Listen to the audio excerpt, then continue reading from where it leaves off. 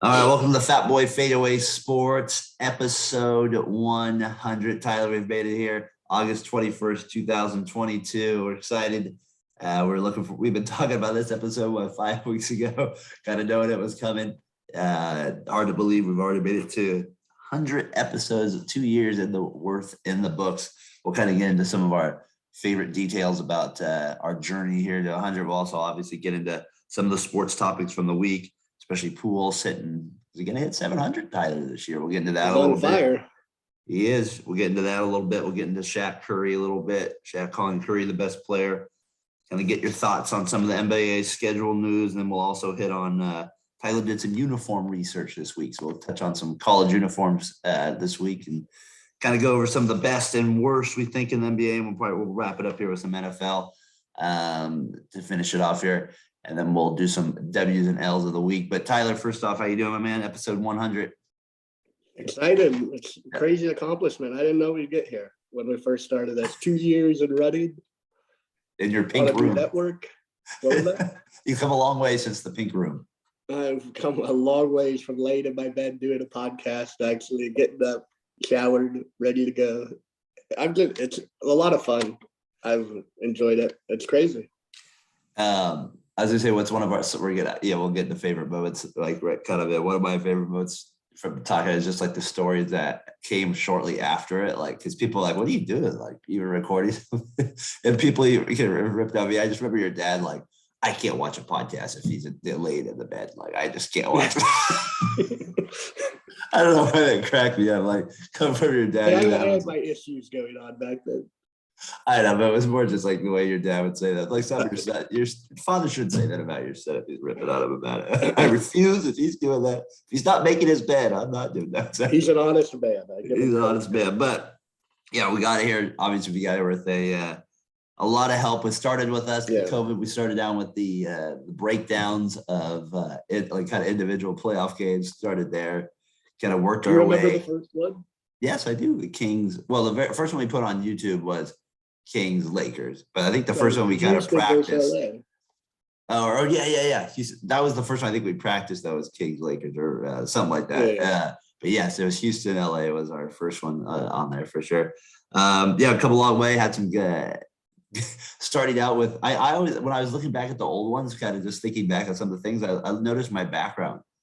Yeah, where did you do? It's grown very much. It used to start with one little thing back then. I had the little cardboard baseball field. I think that's all I had for the longest time was that. And then the Warriors clock came along, and then the baseball hat, and then just all of a sudden I started like, I have all this collection stuff. I don't need it, so I'll put a little.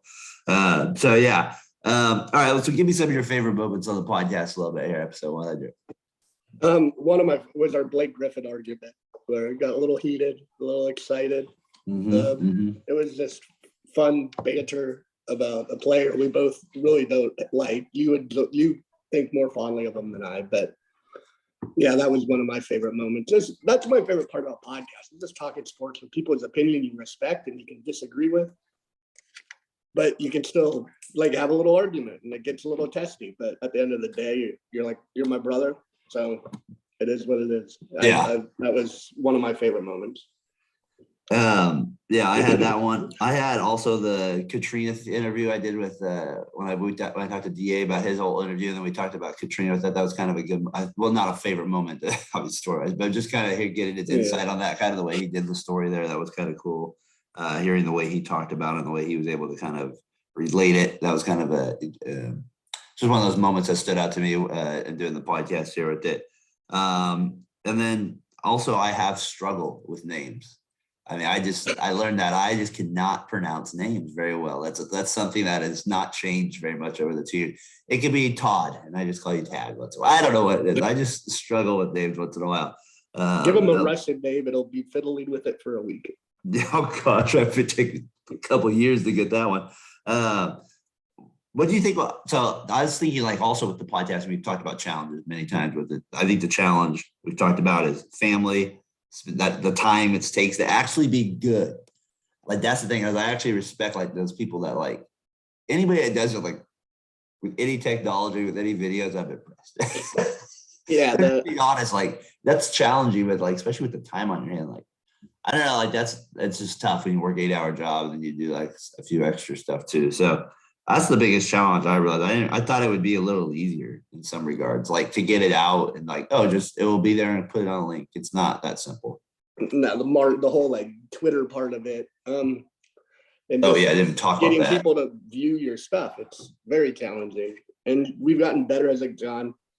One of my biggest challenges has been just maintaining relationships, like with work and a growing family, and then I add this onto it as a priority every Sunday morning. Like it just takes a block of my day, part of my day, and you just have to. And I love doing it, so it's easy for me to do, but it can challenge some relationships because it just gives you less time to spend with other people. That is crazy because we do it like at 6:30 in the morning, which is early, but then we do like a few like in the afternoon, like after games and stuff like that. And because that's like we said, that's the time that you usually want to talk about stuff is right after. And so like it's hard, right? That's the stuff. So and we have this time slot for a certain reason. It's not like the time. It's yeah, exactly. Not everybody's going to be able to tune in at 6:30 Pacific time. So we got that. But sometimes the hand is forced, Tyler. We'll put it that way. Oftentimes. There's someone behind me wielding a big bat going, you're getting up at 6:30 to do this thing. Yes, exactly. The other part of the podcasting that's been the best part and something I think we still want to improve on is the guest part of it. Like having more guests and stuff like that. And like I said, our time slots got not the easiest one for people, but especially we've been able to have a lot of good people on. I was going to go through the list just real quick. We've had, like I mentioned, the first one was Mateo. We've had him on a couple times. Was he your first guest? I believe he was the first guest. I thought Cub was.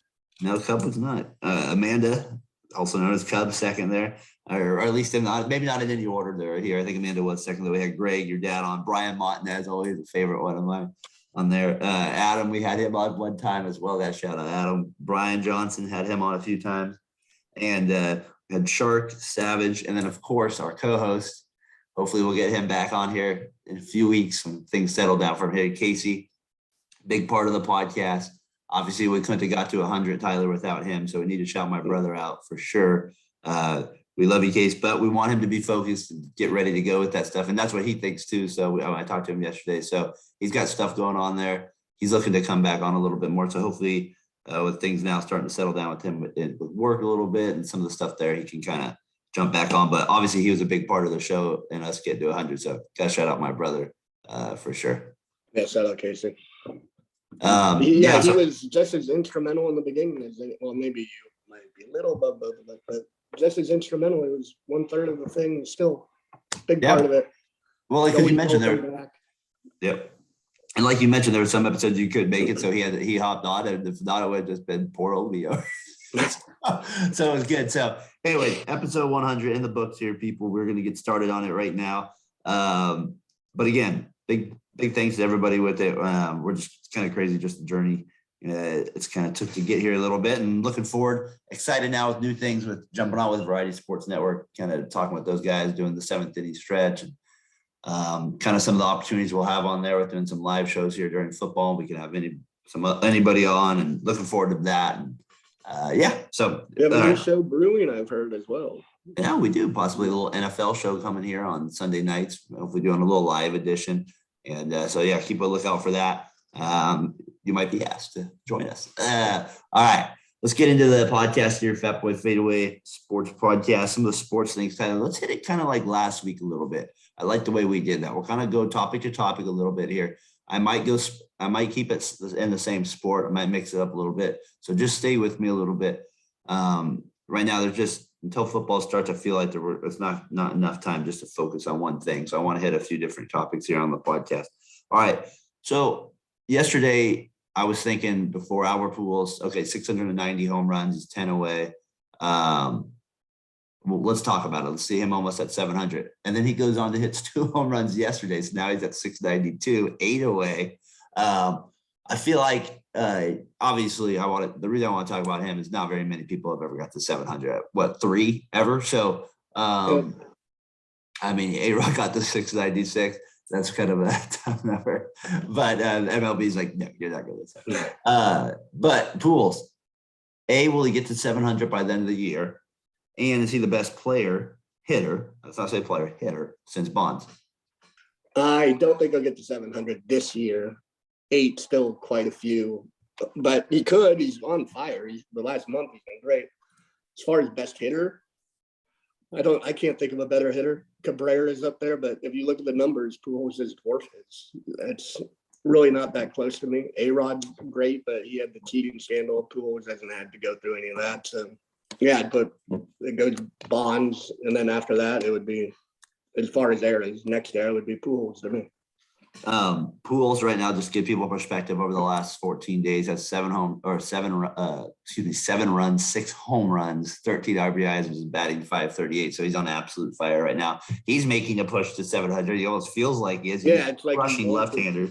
I just wanted to shout him out real quick because I wanted to just talk about him because not very many. 700's a big number in baseball, regardless. So that number is not going to come up. Like you said, 3 people have ever hit it. One of them always is very questionable, obviously, with Bonds. So I think Aaron, or especially 4 people, with Bonds now in there. It was Ruth, Aaron, and no, Mays doesn't have 700. He's got 6. Yeah, so that's 3. Yeah, for some reason I thought Mays for a second there. So yeah, 3. So obviously Bonds is kind of on that little list there. So it'd be pretty cool to see somebody get 700. I mean, I didn't think he would get there.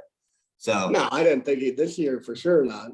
I never thought he'd hit 530 in a week ever again, and he's done it for like a couple of weeks. So it's good to see Pujols, the machine, back. That Cardinals magic, man. That Cardinals, that something about the fairy dust. I don't know what that is. They put something there, and they just like Will Clark goes there at the end of his career and starts hitting. Yeah. You know what I mean? You just get anybody at the end of their career they start hitting. So, all right, Albert Pujols, keep a lookout for him, people. MLB. All right, let's go into next topic here. I thought the other thing that kind of came up this week is Lebron signs that 2-year deal, $97.1 million. What does that end up being? I looked it up, $48.5 million a year. Must be nice. Nice, fantastic salary there. Well deserved though. All right. Does this mean he will end up playing with his son, do you believe, in 2 years? When his son comes out? Okay. So there's that part of it. Injury, that's exactly what he's doing. So there's that part of it. He could be a free agent, right? So wherever his son gets drafted, he could probably set it up to go there. I'm sure the team would not mind having LeBron James wherever his son goes. That would be an interesting dynamic in itself. I mean, just the father-son thing coming into the league at the same time. But that would be an interesting dynamic. Just, I don't know, right? Like even like as the son, right? You having your dad be on your team your first year, just be a little different. I mean, how much does that raise Bronny's stock in the draft? Like, if that's the plan, like, do you take him first overall just to bring in LeBron, or like, if that's the case that you see, like how you see things happening? I mean, I think you might as well make LeBron the player coach because you know that Bronny's going to have to play a certain amount if he's going to go there.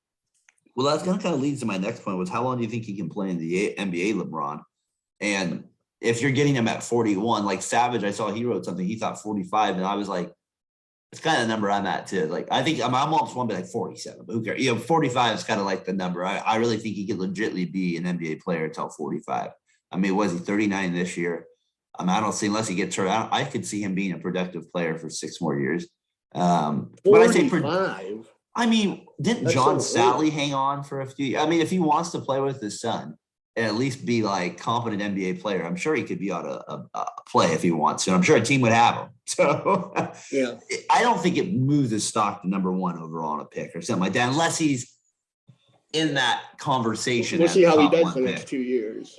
Yeah, I think that will change a lot of it. Do you think he ended? Do we both think he would end his career as a Laker then? No, there's no chance. No chance. Unless the Lakers draft Bronny. They pull it off. I'll say it right now, LeBron. Do the LeVar Ball. Say it. He's gonna be a Laker. What if he did that? He's gonna be a Laker. the NBA draft could be rigged again.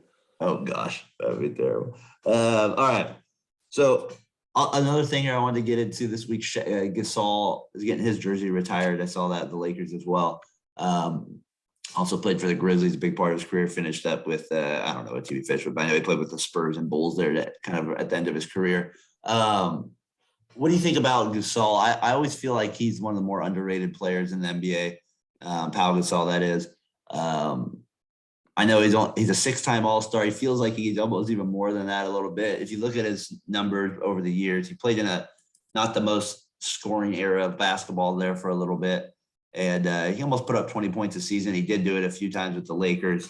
I just feel like he's going to be a Hall of Famer. But what do you think? Do you feel like he's one of the most underrated players kind of in this generation? We'll say last 20 years. He's definitely one of them. Just the Europeans of that generation had a bad reputation because of all the busts like Skidisvili and he just was the third overall pick and dominated really from when he got to the Grizzlies. They didn't translate to wins. And then once he went to the Lakers, I think he was like other than Shaq's the perfect running mate in his prime with anyone, but was just the perfect running mate for Kobe. Especially at that time in Kobe's career. Yeah, he didn't need the ball, but when he had the ball, he could do things with it. He could pass, he could dribble for a big, and he could shoot. Like, he was money. Yeah, Gasol, I feel like Gasol, the one thing with him too is he was always under control. Like he can shoot. He wasn't the Nowinski with like the outside game and stuff like that, but he was always improving a little bit. And like he was tougher than you would think too. He was kind of a scrawny guy. Like you would look like he was scrawny a little bit, like compared to some of the other centers. But he was a pretty tough dude underneath too, especially as he got a little bit older. That game 7 he had against the Celtics wasn't the best game of all time. He was 6 for 16, but I feel like he was way more impactful in that game because he had 18 rebounds and he wasn't really known for being a rebounder really like that. Like, you know what I mean? He never averaged like all these years with over 10 rebounds. He only had a handful. Yeah. So with the fact that a game 7 with Garnett out there and other, I know Perkins wasn't there, but yeah, I feel like they 18 rebounds in game 7 to, in a close game like that with the money on the line. I feel like to me, that's also kind of an underrated game 7 performance there out there. So, and one of the underrated Grizzly, or not an underrated Grizzly, but a very important Grizzly, I feel like in the history of it. I'm not from that area, so maybe he doesn't mean as much, but from somebody on the perspective from outside living in California, he's one of the first guys I think of when I think of Memphis Grizzlies, just because he was one of their original guys with Big Hubie Brown, and they have Jason Williams on those teams, and I can't remember some of the other guys. Maybe Lorenzen Wright was on those teams, but they made the playoffs that one year. So Gasol, I think definitely goes in the one underrated. So I want to mention him getting his jersey retired. I believe it's somewhere in February against the Grizzlies as well. What do you think with the NBA schedule release? They brought out their NBA schedule this year. They had a few kind of funny notes on it. Anything that you kind of found interesting this year about the NBA schedule? They had the 5 Christmas Day games. My dad's like, oh, why did they do that on Christmas Day? I'm like, yeah, you don't even go to church. No, what else are you gonna do? They really, I feel like, milked it this year with how they released all the games. Oh my gosh! Little by little, just put the whole thing out. Is my first thought. Like, what is this, NFL? I actually tweeted about that this week. It made no sense. They did like in a 5-day, like kind of like super deal where we're gonna release these games here, then we're gonna do the opening games here. Yeah, it made no sense to me. Can you just give me the schedule and we'll go from there. The Warriors incredibly get 41 on national TV from our perspective. That's insane. Adam was funny. They deserve it. I was like, yeah, they probably do. The Lakers, I think, got like the second most too. So, which obviously is not surprising given their market. And the Celtics, I think, got third there. So the Grizzlies, I know, got 18. So they made a big jump into the national market. The Kings got 1. That's a big deal out here. The Kings get that 1 versus the Rockets. Mandated 1? Yeah, it could be moved there. The Kings fans were a little worried about that. That's a game that could be moved because I think Tom Witt, one of our guys, said, yeah, but that game will be moved if handball's on ESPN Ocho, if there's a championship match of handball. So I thought that was funny. Yeah, NBA schedule, the release of it, I thought the thing with me that I found interesting with the NBA schedule, you mentioned the way that it was weird that they did it. They had a few notes of it. They have nobody playing on election day. I noticed this year. They made a big point of that. Not surprised there with it. The Spurs, they're going to try to play the Alamo Dome for their 50th anniversary against I saw that. 64,000 people. Are going to try to set an NBA record. I said, wouldn't that be funny if the Warriors rested their players? Pulling Popovich. Hey, we're gonna rest our players. We go out this thing. So, but I heard a story that I saw a video that when the Warriors played in the Alamo Dome in '91, I guess the day before, like I guess it was like the playoff game in '91. So before Game 1, they had like a concert in Alamo Dome's huge. It's massive. If you ever seen a picture, I guess they had a massive water leak, like coming out of the top, like a fire hose was coming out, like a little pipe leak. and I mean, it was just coming all the way into the stands and stuff. And so maybe it's a bad omen. They should go back to it after that. So, anyways, that's a little scheduled note. Why is it still standing after all these years? Huh? Why do they still have it after all? They probably use it for rodeos and stuff like that. I bet still all the time. Forgot about those pesky rodeos. You forget about the Spurs have the famous rodeo road trip. Can't forget about that. Of course, they lowered the back-to-backs again, stuff like that. The matchups, the Christmas Day games, the matchups were kind of the big deal, like you said. So, anything you of note with the NBA schedule? I've noticed we're playing LeBron game 1. I don't know. It doesn't make. Why is it always LeBron? It's always LeBron. He's the breaking point for it. Everybody loves him. That's why he gets the most games. He gets the most games there. That's why my son loved him. Space Jam team. That's what they want to see out there. All right. So, anyways, those were a little. So, nothing else really from the NBA schedule stuck out to you. No notes. No, it's a schedule. You play who's in front of you. That's not. I don't know. Does it move the needle for you? Like, yeah, I kind of sometimes like to look at sometimes how many you have back to back going into certain games, or is there certain road trips? Do you have a lot? Like, I noticed the Warriors play the Kings 3 times in the first 12 games. I thought that was a little bit interesting this year. I thought that was kind of interesting. No, like why are we playing them so many times early in the year? Like, there's kind of weird quirks like that. The other thing that I always find interesting with NBA schedules is how many teams, especially for the West Coast teams, is how many of the games you get out of the way early. With East Coast teams, sometimes they'll play the Knicks 2 games in, and then immediately they'll play them 2 weeks later. They don't see them the rest of the year. Yeah. So I feel like that's an important part when the season does come, is where you see these teams, how healthy are they? Sometimes it's not always good to see a team 2 times early in the year because they'll be healthy. But if they're young, okay, we'll take them early. So there's little quirks like that in the schedule I like to see within. So yeah, I am kind of a nerd for the NBA schedule. You always want certain teams later because they'll be tanking and they get the easy roster. Yeah, I like that. Like the Thunder. Yeah, there's things like that I like to see, and you like to also kind of on certain dates, that kind of stuff like that. But yeah, so like I said, the election day thing there, a little notes there with the NBA schedule. My dad was very happy about the election day thing, obviously being involved with politics. All right. Another thing I found kind of interesting with the NBA this week was the announcer from the Blazers. They're not going to send anybody to road games this year. They're only going to do games for COVID style, from an audio, because they want to save money.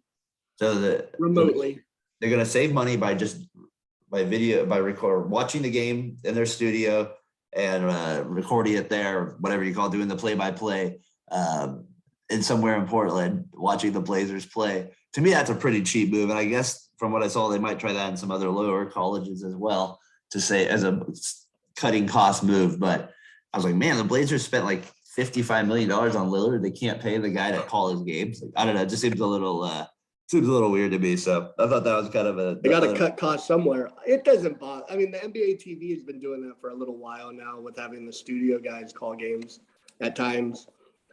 I think it's cheap as hell, like you said. An NBA franchise shouldn't be doing this. It's kind of embarrassing, but I don't think it will change. I don't know if it changes anything for Portland. I don't know, man. How do you not want your guy calling the game there at the actual spot that he's calling the game? Ideally, I would want him there. I think it's cheap as hell, but I don't know if it affects anything. It might be better sound quality. Who knows? Better sound quality. I'm curious to see what they make it. How they can actually Is there no crowd noise?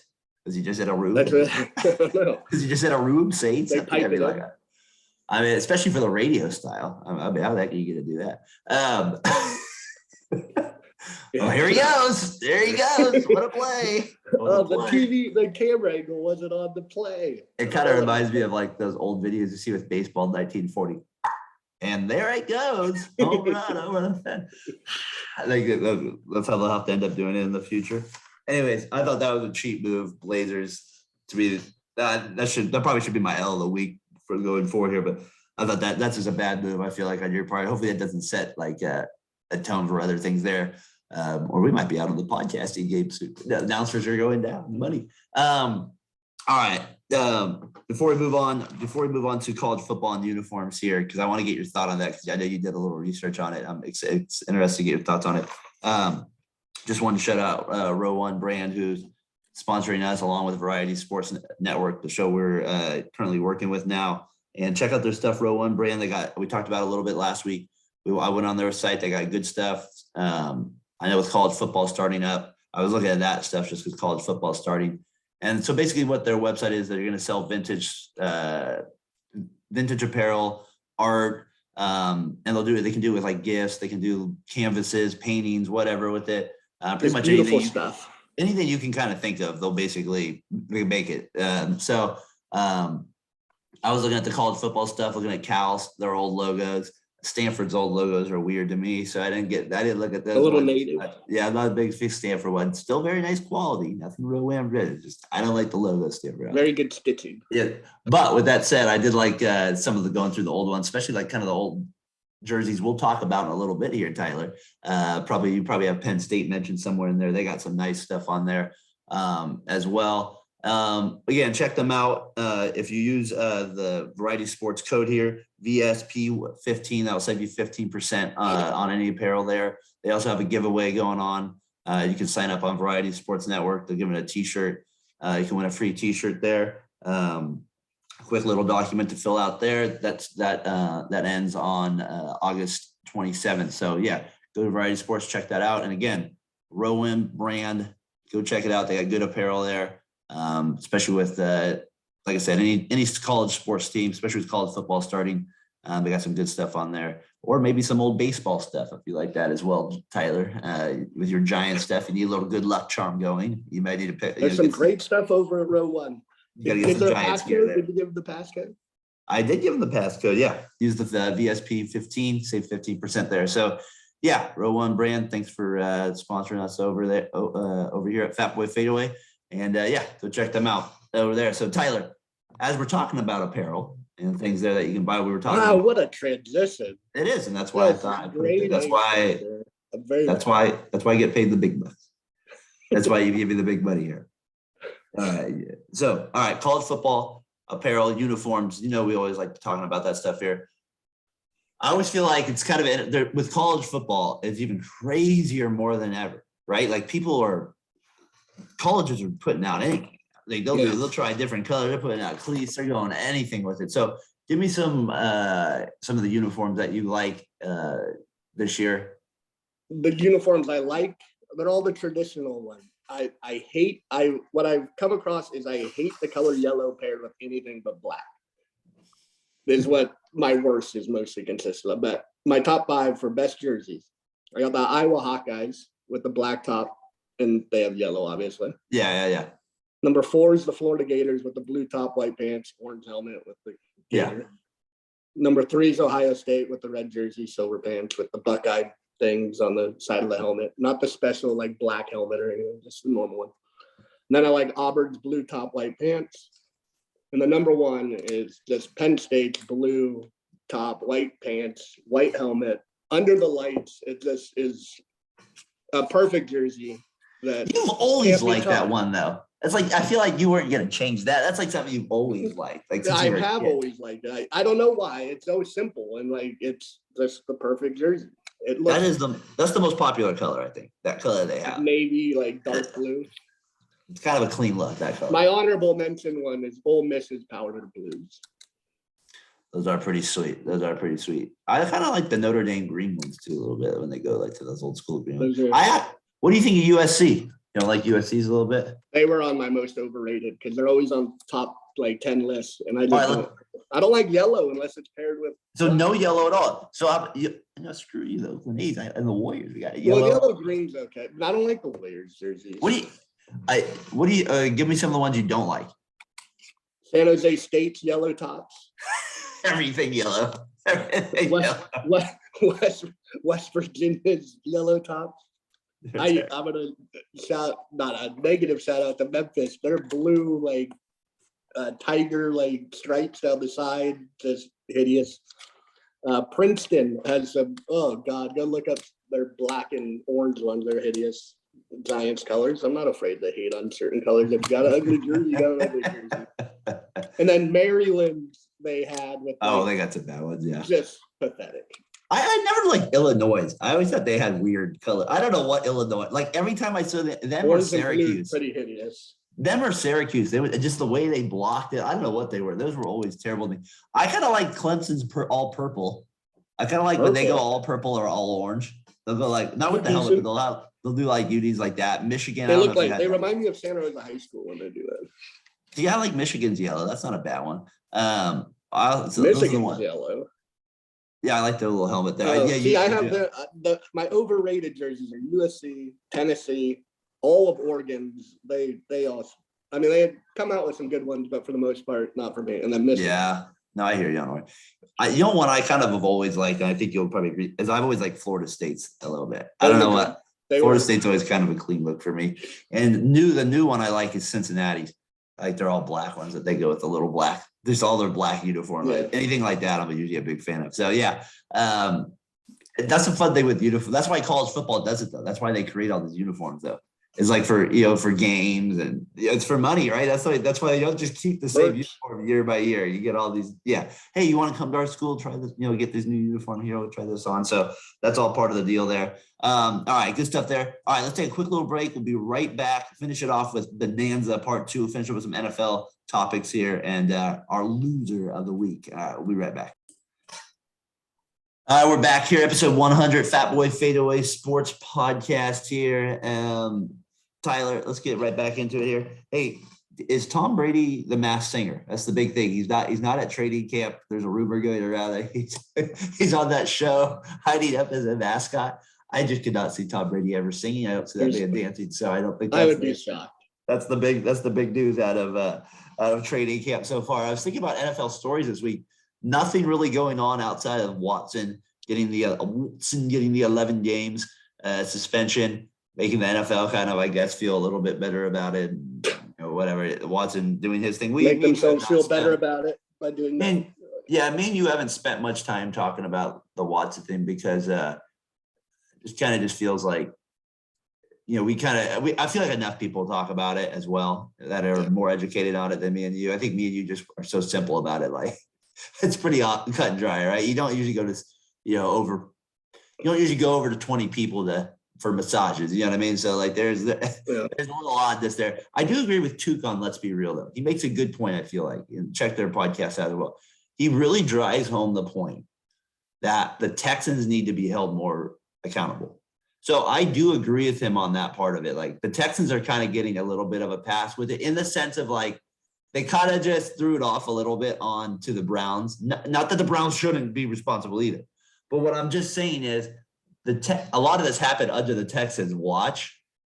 That's all my point is they're getting a little bit of like, now that they were able to move them on a little bit, they're not having to deal with this anymore. So I just feel like the Texans are getting a little bit off the hook, and I kind of agree with Tuke in that when he makes a point on that. I mean, it's the individuals. I agree, but he was working with them they should have had some responsibility with this as well. If they knew. Does your employer have responsibility for you? If I knew you were getting like 30 massages and I was paying you, I might be a little bit like, hey, why are we, there might be something I'm asking you about. Yeah. Yeah, I guess. I don't know. It's the individual. I'm not going to blame some people who did. I'm not blaming them. I'm just saying they might need to be held in some way responsible. They held about a year. Anyways, I agree with Tuke in that regard. It's all on Deshaun Watson in mind. And the Browns willingly took this problem off to I feel like that right there, okay, are the Texans paying the masseuse? If that's the case, then yeah, they should be held in some sort of responsibility because they're paying them and offering them a safe workplace. But if he's going on his personal time to bring these ladies in, I don't see why that's the Texans list. Yeah, if he's doing it on personal time, but it's still, if the Texans should be aware of something like this, if your employer is coming. Are the Patriots aware of Aaron Hernandez killing people? No, of course not. But you get my point with this. There should be some held responsibility with it in some regard. I do agree with them in that regard. They are getting let off the hook a little bit with it. And maybe credit to them. They moved on from him early enough. They were able to get it out of the way. So they were able to trade him, I guess, to a team there. So anyways, that's the big news NFL-wise with it. I guess to see the other thing too is fantasy football, big thing right here, Tyler. It's Did amazing. you do the draft yesterday? No, the draft is today with Jason and all those guys, but Yeah. I'm always amazed by fantasy football and how much it just takes off every year. It just feels like it gets bigger and bigger.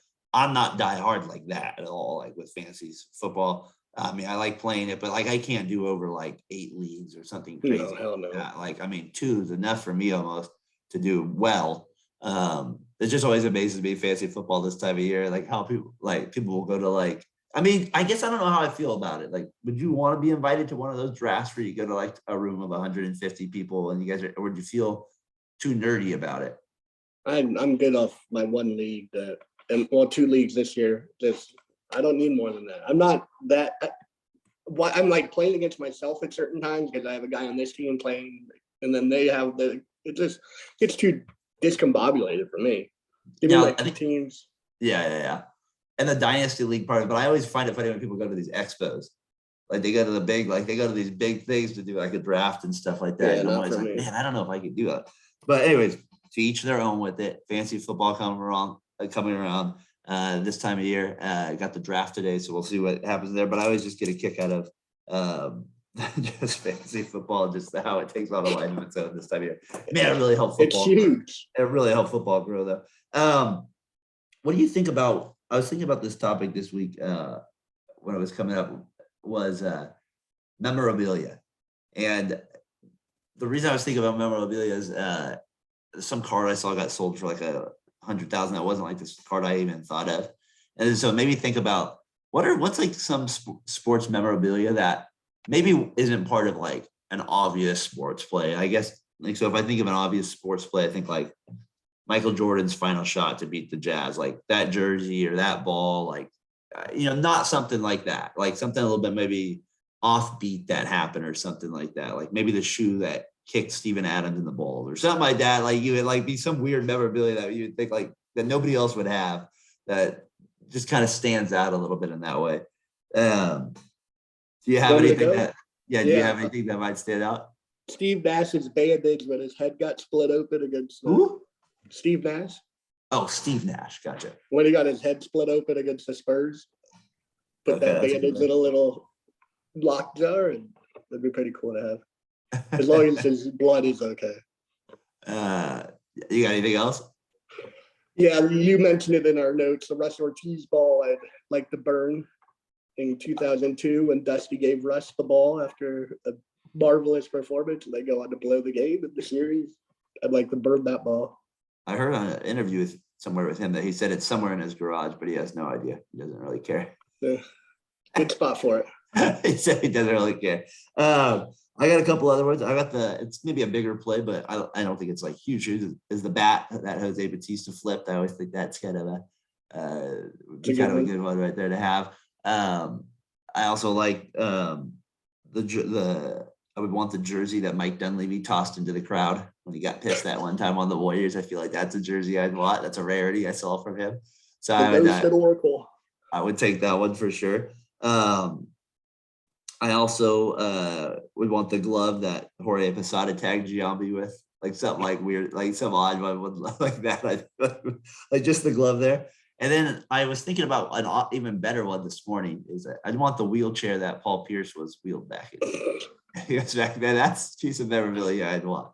It's the wheelchair. I got his wheel. Or how about maybe like the helmet that Bryce Harper threw at Strickland or something like that. Like, maybe there's like something that you can take from that. Take it over there. I take any of Barry Bonds earrings that he had when he wore, or his elbow protector that he wore that was massive. Let's just see how big it is on my arm. Like just would just dwarf it, I'm sure. Wonder if we got bigger over the years. Where's the evidence? It shrunk. It shrunk. The slap made it shrink. He's off the hook.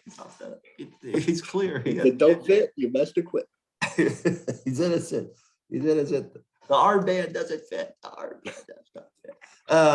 All right, so I thought that was kind of funny looking back at old memorabilia like that, like just kind of odd things that you would actually kind of want or have there. I think from a football standpoint, like what would be like kind of I kind of want the football that Sebastian Janikowski tried to 80-yard field goal with. Like that's the one I want. What about Lane Kiffin? He missed it, but nobody, Lane. That's when you knew Lane was getting fired. I do. All right. Another good one would be the tip in at the Masters. I think at 16 by Tiger when the ball rolls and stops and then rolls in. I'd take that ball. That'd be a popular one. That thing. I remember that commercial they made with that. Just a masterful commercial. Great Nike ad. Speaking of commercials, I saw that I posted that one on Twitter. I hadn't seen it while it was the Mark McGwire one with Clavin and Maddox. Chicks dig the long ball. That was pretty good. Got a couple Cy Young winners over here. I thought that they play it so perfectly. I thought that was funny. Yeah, Maddox and Glavin just look like whippy little guys too. So it's like it was just funny the way they faked it a little bit too, with like how bad they had to look. All right, a couple more. We'll get out of here. I was listening to the 3rd and 3 podcast this week, and we talked about it a little bit last week. They were talking about awards, who's going to win MVPs for NFL, and just let people know. I think next week we're going to, for the next 2 weeks, starting next week, we'll start breaking down what we think division winners and stuff like that. Kind of more what we think going forward with the NFL season. But so far, I wanted to kind of just think about in general here with NFL awards going into the next couple of weeks when we pick it. It'd be interesting if the NFL did take that concept on of doing an NFC like awards and AFC awards. I know they do that for like the Pro Bowl, and they do that for, I think, like, I don't even think they do that for first team, right? Like Pro Bowl, like first team like that. They mix those teams together. So that I don't mind doing. That I don't mind, because like just the NBA does. But I think it'd be interesting if they did do like an MVP for like the NFC and an MVP for the AFC. What are your thoughts on that? I'm traditional. I wouldn't mind. It's NFL. The awards don't really matter. Records, no one seems to care about except for like passing TDs and single season records. Yeah. So like, however many. I mean, MVPs matter. Don't get me wrong, but it just gets kind of saturated where like someone's gonna win like 6 MVPs and like, wow, this guy won so many MVP. Why didn't anyone else ever win this many? So I hear you on that. Saturate everything down. Yeah, no, it would, but it's always interesting with baseball to me that they have two though. Like like makes me think the other sports could do it too, because they're starting to get to so many teams as well, and those other sports too. They all have over 30 basically now. So baseball is weird. One thing piggyback off that is they had 2 All-Star games for like 10 years in the 60s. That's why like Willie Mays and Hank Aaron have like 25 All-Star games. You can look it up. Yeah. What do you mean they play? They played 2 All-Star games. From in what sense? They played a National League one, and then they played them, or they just played the American League play. 2 National versus American League All-Star games. Twice a year. That's crazy. Yeah, that's when it meant a little bit more to those guys back then. Which is odd to think about. Like right now, it doesn't matter at all. It's all. I was actually kind of watching an old highlight, and they was bringing up like Ted Williams 5 All-Star home runs. I was like 5. That's pretty good. All right, so what do we think with the? What do you think with the last topic here of the week here? So let's end it. We'll end the episode 100 here. Next week, I think you said we'll kind of start to pick up the NFL a little bit more, and kind of break down a little bit of the divisions. But let's get the loser and winners of the week here for August 14th to August 21st, or episode 100. Tyler, do you want to start us out with winner or loser of the week? We'll go with the winner because it's going to be a rare one. So I just looked it up. That All-Star games were from 59 to 62. They had 2 weeks. Okay. So just 3 years. But I'm going to go with winner. And I normally rip on this guy, but I'm going to take Stephen A. Smith's take on I lost my place on the Live Golf Tour. He has a quote where he's like, I don't get why everyone's so upset with these players for leaving for the money. America's second leading trade partner, Saudi Arabia. All these big corporations trade with Saudi Arabia. So why do people care when individuals go get the bag when these corporations are making all this money off Saudi Arabia as well? And while I don't like the Live Golf Tour, I hope it fails. I think people should be able to have freedom of choice and do what they got to do to help their families.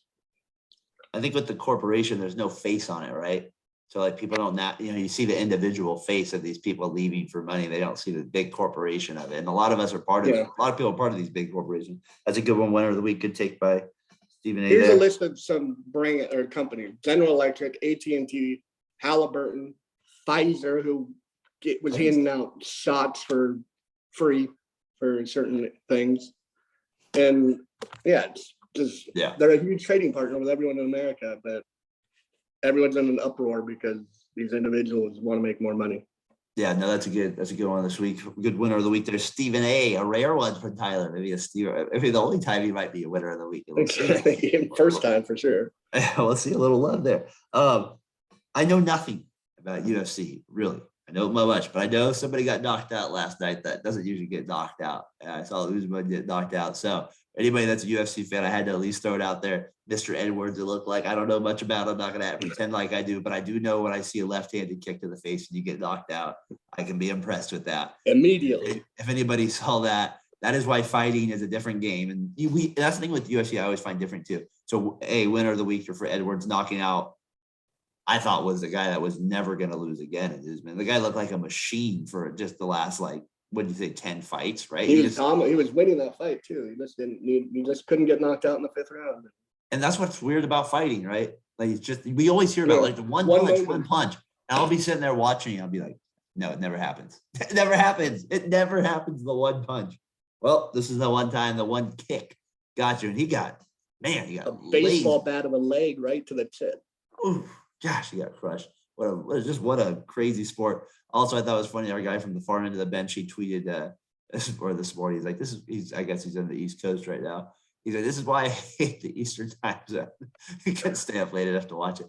But I thought that was funny with that too. But yeah, winner of the week, Mr. Edwards there, UFC, knocking out Usman. I think a lot of us know who he is a little bit. Never thought he would lose. So yeah, winner of the week there. So my loser of the week is, finish it up here. Who do you got? Big L. Is just the live golf course or live golf thing as a whole. They couldn't bring in Tiger Woods. Tiger says no. He has a big meeting with all these PGA players to get where they're standing, see where they're standing on the whole thing. And he becomes this leader that he's never been, like, on the tour. He's galvanizing all the young guys to stick with the PGA. And then Greg Norman comes out and says, we never even offered, sounds sour. So, and he's running the live tour right now. So I'll give them the L of the week, and good on Tiger for doing what's best. My loser of the week, I got Ozuna from the Braves getting the DUI this week. He was already on short water with what he get suspended a year as an idiot for domestic abuse, right? Now he gets a DUI, and there's video of him getting pulled over. I'm Ozuna from the Braves, and you're like, oh, you don't want to say that. You're like, you don't need to say that. Instant L. That's a good one. So I got that one for loser of the week. And one that I'm kind of happy about to say a little bit here, just team-wise, is the Yankees. Aaron Boone, frustrated yesterday with the Yankees' performance, slammed down the table. Said he's getting the way he did it too is like something I would do with my kids. Like, you're not putting away your clothes, you're not doing your homework. Yeah, that's right. That's what he was with the Yankees yesterday. Oh, we're here. We're answering. Thank you. I know we're not performing very well. I'm going to come in here every day and answer these questions. Someday we're going to make it. So he's starting to snap a little bit, lose his mind. And the Yankees are still in first place by 7 games, but they're just playing like trash. I think they're like 2 in their last 2 wins and 14 3 losses. and 12 in their last 15. I think that's what I saw. So not playing good baseball at all. So they're also in the loser of the week category. Very happy to say that, folks, as well. And another little loser of the week, I'm going to add another one, Tyler. I'm just not a preseason football guy. I am sorry. I just don't like it. I know people are like, you don't like, I do like football. I just don't like preseason football. I don't know what it is. Like, it's really hard for me to get into it. Other sports, like even baseball, I can watch a little bit more spring training, but I hate spring training baseball too. And even NBA preseason. I don't really like NBA preseason basketball either. I'll watch that the most just because I think it's the easiest sport for me to watch out of casualty like that. But casually like that. But anyways, sorry, I can't break down preseason. I can see a good play when I see it, but that's just not my thing. So I'm with you. Football. Thank you for cutting down the games. Did the Ravens go to 22-0? I didn't check. They played tonight, I believe.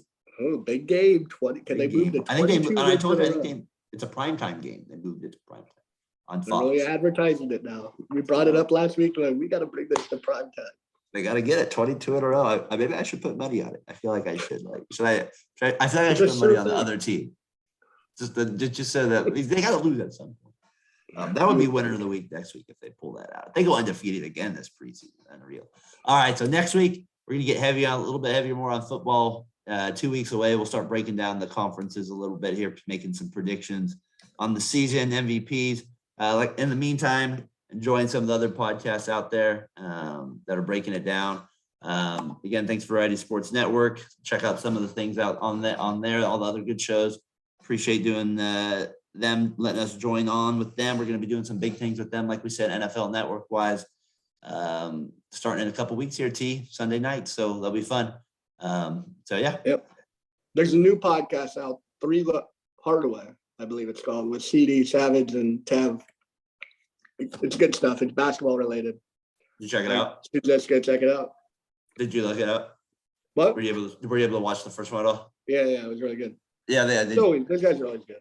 Yeah, they do good stuff with their stuff over there for sure. So maybe we can have them on when there's an Eagles game there on a Sunday night, or a Steelers or whatever they like. I know Sheedy's there with them. Panthers too. So anyways, that ends, Tyler, episode 100 in the books. Again, we appreciate everybody that's listening. I also got to shout out your brother, Ryan. I forgot him too. Ryan's a big part of it as well. So Mr. Bigger McGurk there, the big brother McGurk there. Thank you as well. I got to shout him out too. So with that said, Tyler, episode 100 in the books. We'll see you next week, ladies and gentlemen, for episode 101. Thank you again tuning in to the Fatboy FadeAway Sports. Tyler, peace. Peace.